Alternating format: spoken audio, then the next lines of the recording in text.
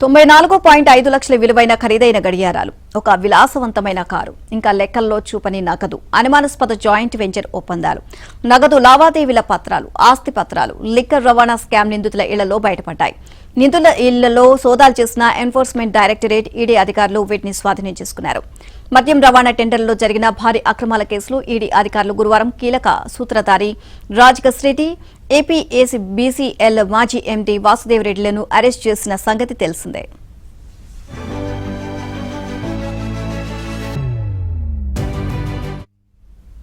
ఈ నేపథ్యంలో ఈ స్కామ్లో మనీ లాండరింగ్ కోణాన్ని ఈడీ అధికారులు ఒక ప్రకటనలో వివరించారు.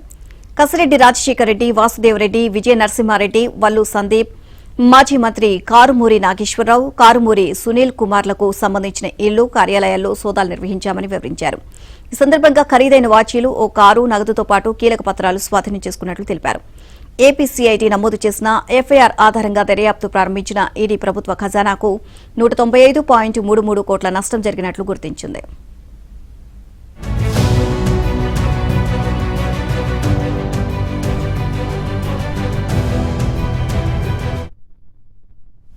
ఏపీఎస్బీసీఎల్ లిక్కర్ రవాణా టెండర్ నిబంధనలను ఉద్దేశపూర్వకంగా మార్చిందని తెలిపింది. Sigma supply chain solutions private limited, ఆ తర్వాత ప్రసాద్ ట్రాన్స్పోర్ట్స్ కు అనుకూలంగా నిబంధనలు రూపొందించినట్లు దర్యాప్తులు తేలింది అని పేర్కొంది. ఈ సంస్థలను కేవలం ముందు పెట్టి వాస్తవ ఆర్థిక నిర్వహణ నియంత్రణ రాజకస్ రెడ్డి, వాసుదేవరెడ్డి అనుచరులు చేతుల్లోనే పెట్టుకున్నట్లు ఈడీ వెల్లడించింది.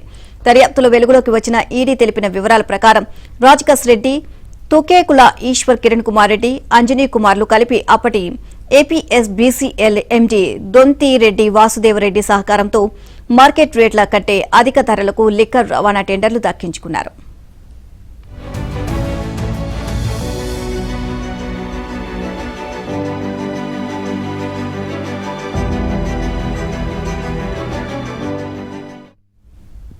అక్రమంగా భారీ లాభాలు పొందారు. రాజకస్ రెడ్డి ఈ మొత్తం కుట్రకు సూత్రధారిగా వ్యవహరించారు. గత జగన్ ప్రభుత్వం మాజీ ఐటీ సలహాదారుగా తన రాజకీయ పలుకుబడిని ఉపయోగించుకుని వాసుదేవరెడ్డి, కిరణ్ కుమార్ రెడ్డితో కలిసి కుట్ర పన్ని లిక్కర్ రవాణా టెండర్లను తమకు అనుకూలంగా మలుచుకున్నాడు. జిల్లాల వారీగా అమల్లో ఉన్న వికేంద్రీకృత రవాణా విధానాన్ని రద్దు చేసి రాష్ట్ర వ్యాప్తంగా కేంద్రీకృత రవాణా విధానాన్ని అమలు చేయడానికి కుట్ర పన్నారు.